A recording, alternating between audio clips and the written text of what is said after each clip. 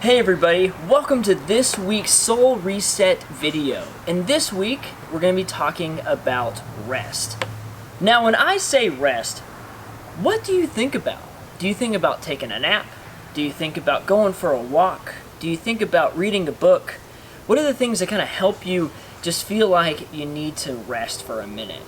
Now, Scripture talks about rest. Today, this week, we're going to be talking about Psalm 23, which says that our God, Jesus, and God brings us along to these still waters and green pastures and restores our soul. Now, what does it mean to restore our soul? Because we are so busy, right? We do things like soccer practice and ballet and homework and going to school and, being a good brother or sister. We're trying to figure out what does it mean to do all of these things. Because I think we are so used to always going, right? Aren't you used to always going from soccer practice to dinner to all of these things? So this week, I kind of want you to take some time to find some rest because it's very important for our souls. Now, in your brown paper bag this week, you're going to see all of these activities. When we talk about Sabbath, Sabbath is the rest day. So I don't know if you know this, but on the seventh day of creation, God saw all the things that God had done and called it very good, including humanity. And do you know on the sixth day that God gave humans a job, a task, which was to take care of all of the creation? But on the very first day of the job, on the seventh day of creation, God said, hey, take the day off. Now, isn't that crazy? Wouldn't you imagine if you had a boss and then they told you, hey, you're hired, and the first day they said, you know what, just take the day off.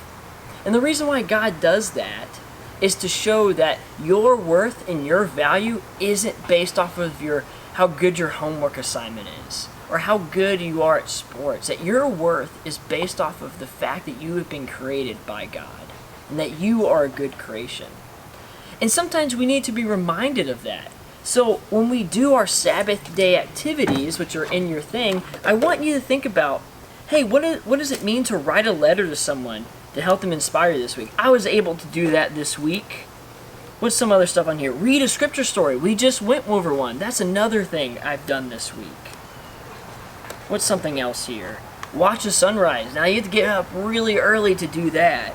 I haven't done that this week. But I did read a really good book, which is also on here. Maybe bake a special treat. I know some of you like to cook out there, so I want you to do your own baking. Put that one up there.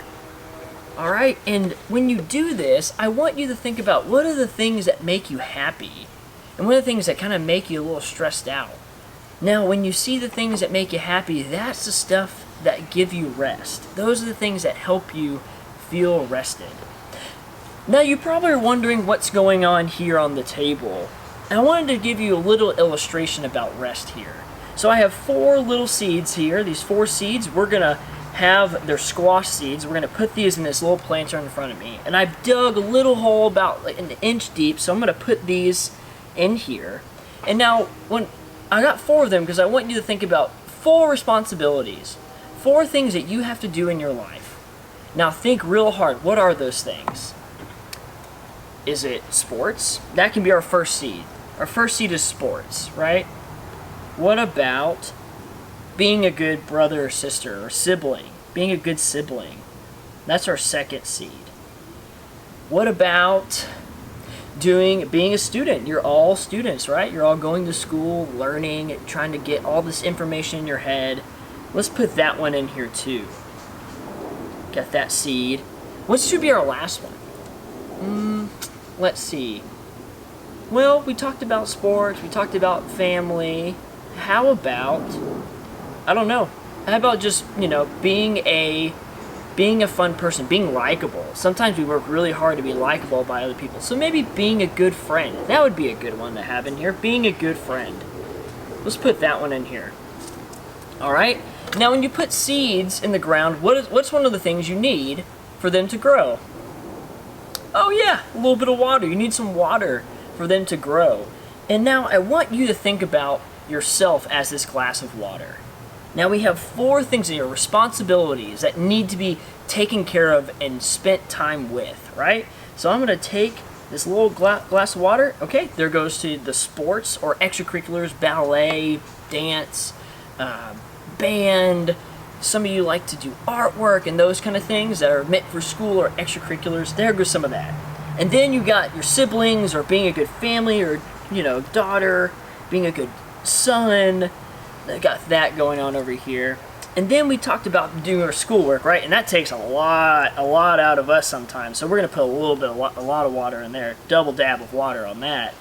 And then being a good friend is also something that takes a lot of energy and time. Maybe even trying to go to church, put some water on there, and all that stuff. And now, there's not a whole lot of water left for you to enjoy, right? In your own glass of water. So, and that's kind of hard. You can't really water the rest of these things. You can't spend a lot of time doing all of your sports stuff. Because if you put all of your water on the sports, you won't be able to spend any time doing and being a good friend, being a good student. You can't pour all your water on being a student and vice versa. So you have to spread it out. But at the end of the day, you're still left with an empty glass, right? But God tells you that you need to rest. And when you do stuff like we mentioned here on our activity for this week, where we have, you know, eating a meal or snack outside, enjoying the outdoors, enjoying creation, that does something for us. It kind of pours us back a little bit of our water here. And what about this? Looking through family pictures, how fun is it to see how big you've all grown and see how, you know, your parents looked when they were really young too, right? I know they probably love me talking about that. So there's a little bit more water. Maybe going on a scavenger hunt or a nature walk. That pours more of our water in there too.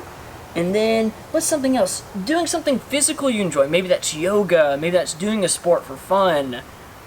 And you pour a little bit more water. And you know what? If we keep doing stuff like watching the sunrise and reading our scriptures and doing all these things, our cup overflows. And somehow, when we rest and do all this really cool stuff, when we focus on God and focus on ourselves, sometimes the water that we need to do all of the things that are in front of us, the rest helps us be able to do that. It helps us overflow so that we can give more water to the things that are going on around us. So friends, I want you to think about your full cup. What does it mean to be a full cup of water? Hold on. It's not bad. What does it mean to be a full cup of water? What does it mean to have enough water for yourself as well as all the activities that you have in front of you? I want you to do this activity this week and think about all of these things. What helps you? What makes you excited? What makes you sad? Talk about that with your family. Talk about what does it mean, and maybe you might even get a bingo out of this sheet of paper here. And I want you to know that even if you have all these activities, that your worth isn't found in how good you are at them, but your worth is found in how you are a good creation made by God. Friends, you are a beloved creation, and I don't want you to forget that. So go out through this week and know that you are loved and that you are enough. And if you ever need anything, come talk to me. All right? See you later, okay?